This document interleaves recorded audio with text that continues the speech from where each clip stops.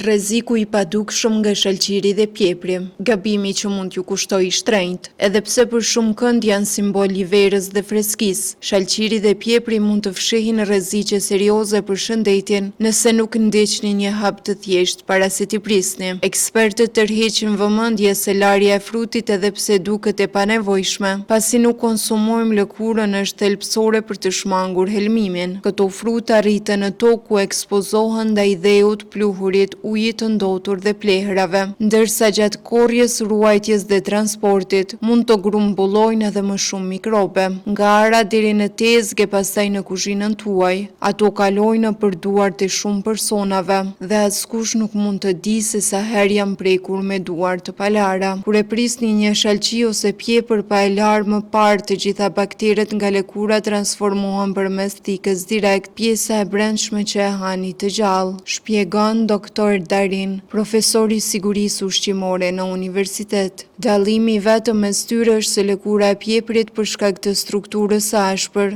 ban edhe më shumë papastërti dhe mikrobe se sa ajo e shalqirit, prandaj kërkon larje edhe më të kujdesshme. Ndryshe nga shumë produkte të tjera ushqimore, këto fruta nuk gatuhen kështu që bakteret si salmonella, listeria apo E. coli mund të mbijetojnë dhe të përfundojnë direkt në organizëm. Pasojat janë të njohura si nauza, të vjella, diare që zakonisht shfaqen disa orë deri disa ditë pas konsumimit. Prandaj para se t'i hani në feta, lajeni mirë me ujë të bollshëm, fërkojeni me një furçë kuzhine nëse është e nevojshme dhe thajeni me letër kuzhine të pastër. Pasi t'i keni prerë, frutat duhet konsumuar menjëherë ose duhen të ruhen në frigorifer brenda 2 orësh.